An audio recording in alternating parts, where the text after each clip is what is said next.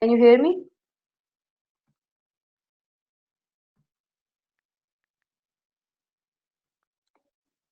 Okay. So this lecture is actually a large lecture. I have divided it into two components. I will take half of it today and the other half the next time. So about the chest pathologies, this lecture, these two combined lectures, they are about the chest pathologies. We will discuss 5 to 6 major pathologies of the chest and how they appear on CT, chest X-ray, and how they are, what is the gold standard investigation and what is the etiology and all that. Okay. So for this lecture, we will discuss only two pathologies. Okay. We will discuss pneumothorax and we will discuss pleural effusion. Okay. Now, what is pneumothorax? As you already know, pneumothorax means air in the pleural cavity. Okay. There are two layers of pleura, parietal pleura and visceral pleura, and there is a space between the two pleura, which is called the pleural cavity or pleural space. And normally there is no air present in the pleural space. So when air comes in, both the visceral and parietal pleura, they move apart, and air, it fills the cavity, just like this X-ray. So this is, there is hypertranslucency, or you can say the increased translucency of the right side of hemithorax. You will not say lung now because this air is not present inside the lung.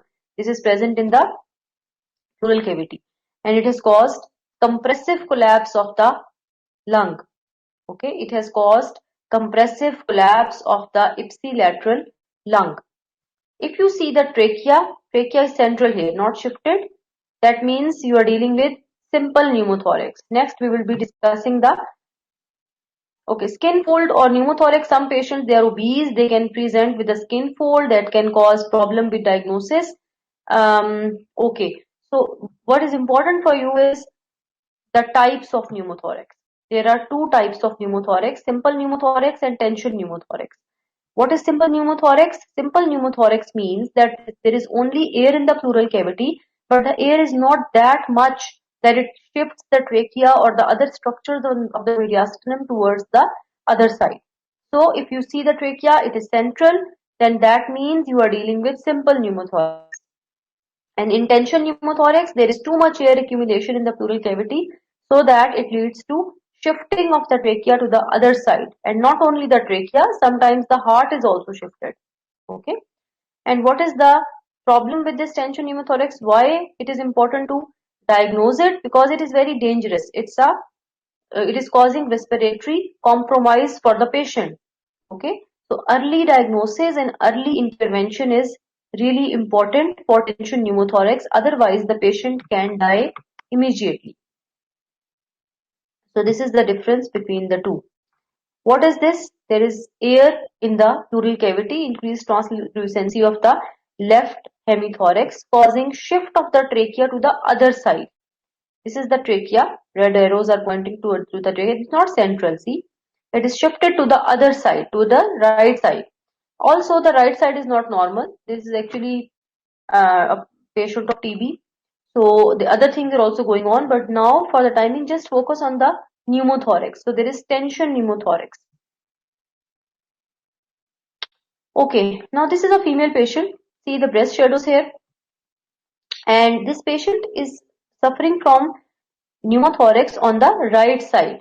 If you compare the two sides, the right side is having no visible vessel and increased translucency. Increased translucency means blackness. Lung is more black. So actually it is not lung. It is the air in the pleural cavity. Where is the lung? Here. The lung is collapsed. There is compressive collapse of the right lung. Why? Because of the pneumothorax. Because pneumothorax is actually air. Air has caused mass effect. So lung is collapsed. And also the trachea, see the trachea is central. So see, now notice that much amount of air is present, but still the trachea is central. That means there is very large amount of air in the inside, but the pneumothorax here is simple pneumothorax, not tension pneumothorax, because trachea is central. Okay. Now what else? CT scan. By the way, who is absent for this lecture? Ghada? Who is the girl who is absent? You are 9 girls.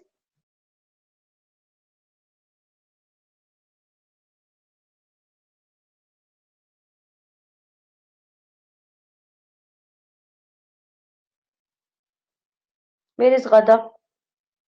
Ghada is not here.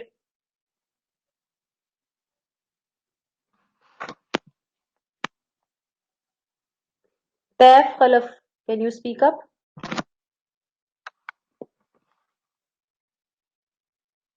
Sir. Yes, Taif, can you tell Yes. me who is the girl who is absent except Ghada?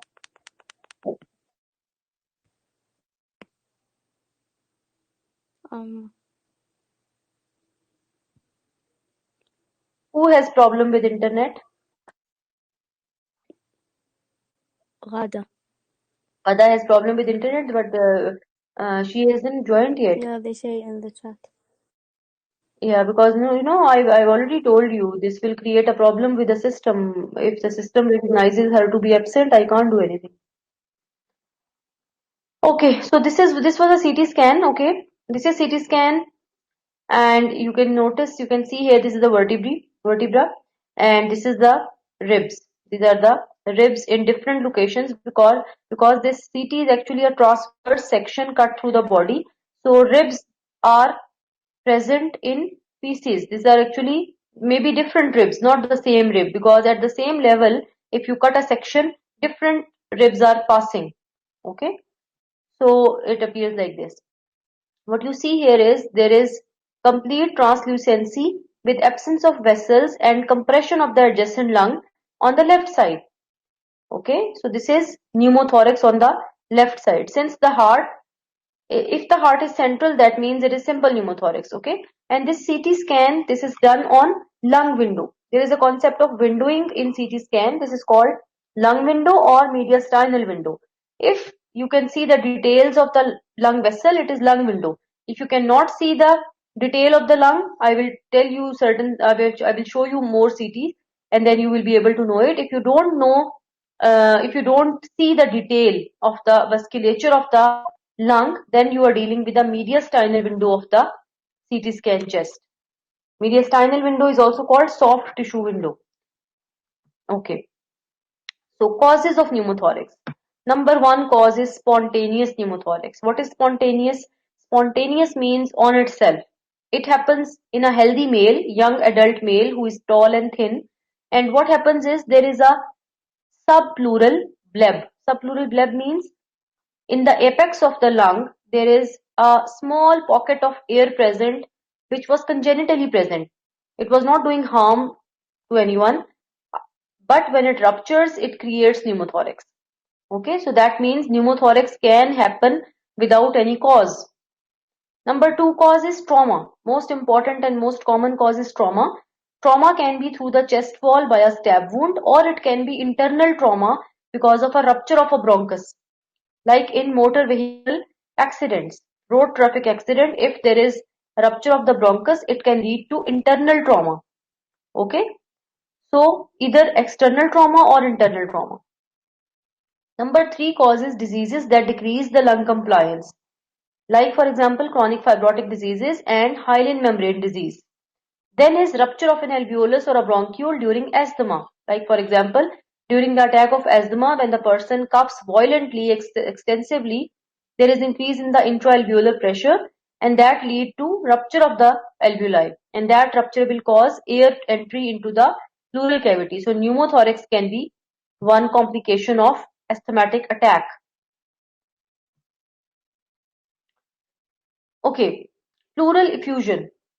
Now, pleural effusion, as you know, is the collection of pleural fluid in the pleural cavity. And normally, there is fluid present in the pleural cavity, but when the amount exceeds beyond a certain level, then you will label it as pleural effusion. Okay. So, visceral pleura is adherent to the lung, and space between the visceral and parietal pleura is a potential space which is called the pleural cavity, in which the pleural effusion develops. Now, infoldings of the visceral pleura form from the fissure. Now, what is this thing? This is actually, fissures are present in the lung. Now, where the fissure is present, the covering of the lung or the pleura will dip inside the fissure and then come back. In this way, there is a potential fold of the pleural lining which is trapped inside the fissure. So, if water collects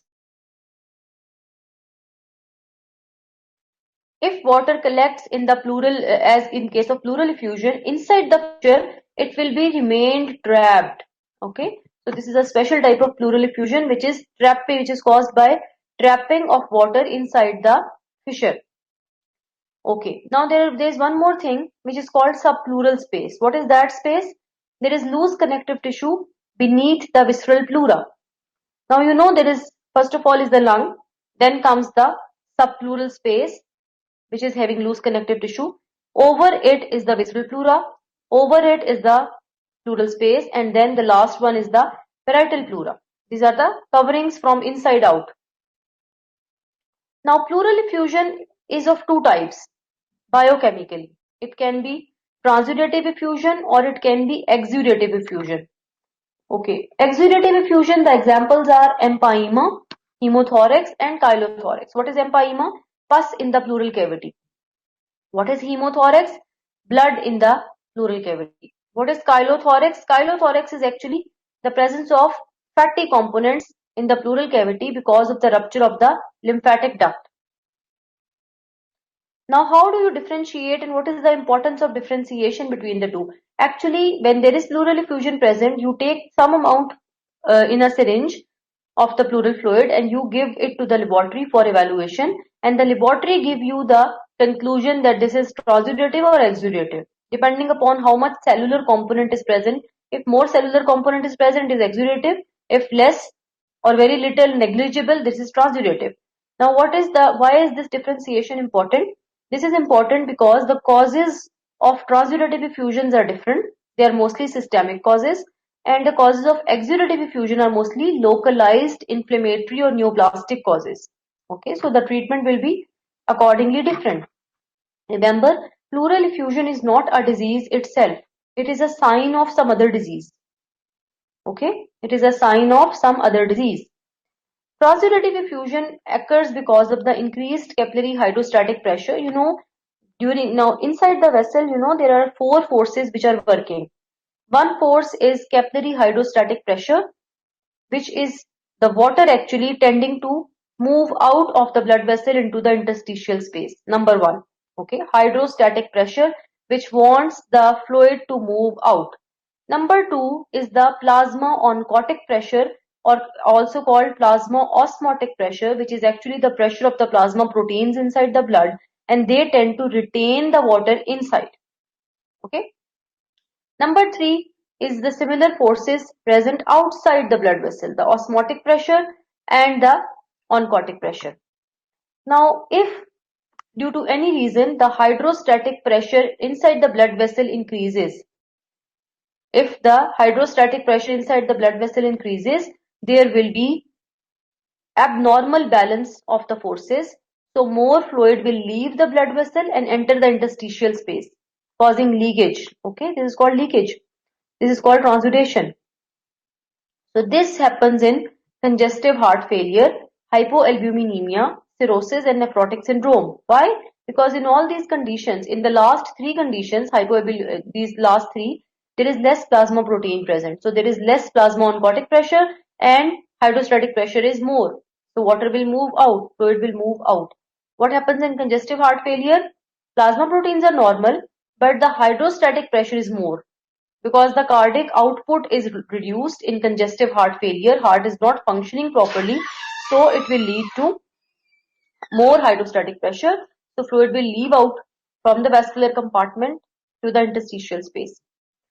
Now, what is exudative effusion? It is usually secondary to neoplastic or inflammatory disease involving the pleura, and fluid protein to serum protein ratio is more than 0.6. That means there are more proteins present in that fluid which you take out for the diagnosis.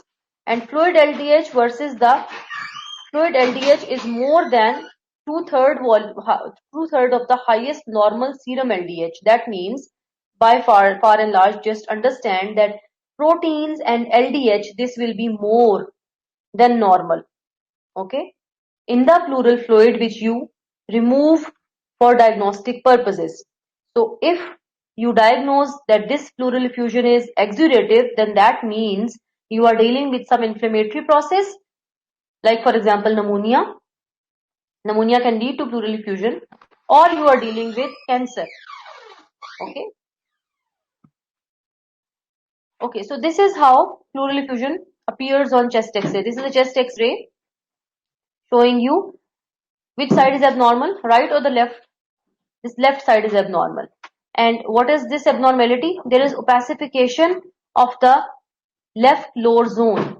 And this opacification has a concave upper margin. This concave upper margin is called meniscus sign. Why it is called meniscus sign? Meniscus is actually present whenever free flowing water is kept in a closed container. So I repeat, when free flowing liquid or water is kept in a closed container, this container can be a glass of water, this container can be a bottle, or this container can be chest cavity. So when water is present in a closed container in a standing person, it will be acted upon by gravity and maximally in the center, so it will create a concavity. The upper surface will be concave. Okay, this is called meniscus sign. But again, I repeat, this will only happen if pleural fluid is free. If there is no pleural adhesions and the person is standing, only then you will notice the meniscus sign of pleural effusion. This X-ray we can give you in OSPE, and you should be writing a complete description. Specific types of effusions. It can be hemothorax, where the fluid hematocrit is more than 50% of the blood hematocrit. That means blood is present in the pleural cavity. It can be empyema, where exudate is containing pus. It can be chylothorax, where increased triglycerides or cholesterol is present. It can be obstruction or rupture of the lymphatic vessels. Chylothorax is because of the obstruction or rupture of the lymphatic vessels. Now, appearances of pleural. Now, pleural effusion can give rise to many type of appearances. Not only the meniscus sign, but also sometimes what you see is blunting of the costophrenic angle only. Sometimes you see a meniscus. Sometimes you see layering. Sometimes you see a subpulmonic effusion. It's a special type of effusion, I will tell you. Sometimes you see loculated effusion. Sometimes there is a lamellar effusion or opacified hemithorax, and then air fluid levels. So what are these things? First of all is the blunting. Remember, normally there are 2 to 10 milliliters of fluid in the pleural space. When more than 75 ml accumulate, the posterior costophrenic angle will be, the posterior CP angle will be filled, and that is visible on a lateral film only, but not on the PA or AP film. That means lateral film is more sensitive in the detection of pleural effusion as compared to the PA or AP film. Okay. When 200 to 300 ml of fluid accumulate, then this pleural fluid will be visible as blunting of the CP angle on the PA film. Right? What is meniscus sign? I already told you. This is present in case of moderate amount of pleural effusion, which is free flowing, and the person must be standing erect. What is the effect of position? When you change the position of the patient from supine to erect, the fluid will redistribute itself. Why? Because it is free flowing, it will be acted upon by gravity. Okay. So for example, if you have taken this supine X-ray, fluid was more posteriorly oriented, because posterior parts are the most dependent positions. Posterior parts of lungs are most dependent in a supine position. When the person stands straight, this fluid will be falling down because of the action of gravity. So now you are not able to see anything here. Why? Because it is cleared out. The fluid has fallen down because of the action of gravity in erect position. So this is the effect of positioning. This is called layering. What is subpulmonic effusion? Subpulmonic is a special type of effusion. This fluid is not present in the pleural space actually. However, it is present at the base of lung between the visceral and parietal pleura. So this is not present elsewhere, only at the base. And also remember, it is always unilateral, one-sided. So what you see is you see only an apparent elevation of the hemidiaphragm. This is not actual elevation, it appears like an elevation, okay, because there is presence of fluid here. Also on the right side, when you see if there is a pulmonic effusion on the right side, what you notice is increased distance of the stomach air bubble from the diaphragm. Normally the stomach air bubble is just under the diaphragm, 1 to 2 centimeter under the right hemidiaphragm. Now air bubble has moved down. Why? Because there is fluid here. Okay, the diaphragm is still here, but what you see, this is not the actual diaphragm. This is the limit of the water. This is the limit of the subpulmonic effusion. This is not diaphragm actually. That's why I called apparent elevation of the diaphragm, not actual elevation. Loculated effusion. Loculated effusion means, I already explained to you that inside the fissure, the pleural reflections, they go and come back. So if the fluid goes inside, it will get trapped in the reflections of the pleura, and this fluid will be appearing like a mass. This is the localized view of the right lung, okay, and this is the position of the horizontal fissure here, okay. At this position, you see a biconvex, or you can see a mass-like lesion. This mass-like area is actually pseudotumor or loculated effusion. What is pseudotumor? Remember, pseudo means false. Pseudotumor appearance means false tumor. So this exactly looks like a mass.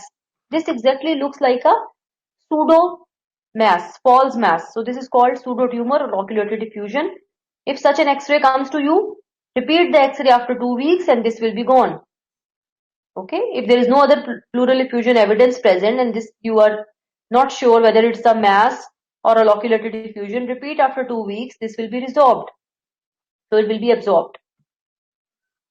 Lamellar effusion. This is a special type of effusion present between the lung and the visceral pleura. Now remember, lamellar effusion is not true effusion. This is not something present between the visceral parietal pleura. This is present between visceral pleura and lung.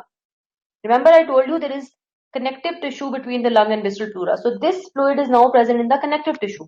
That's why its position is different. It is present along the lateral chest wall.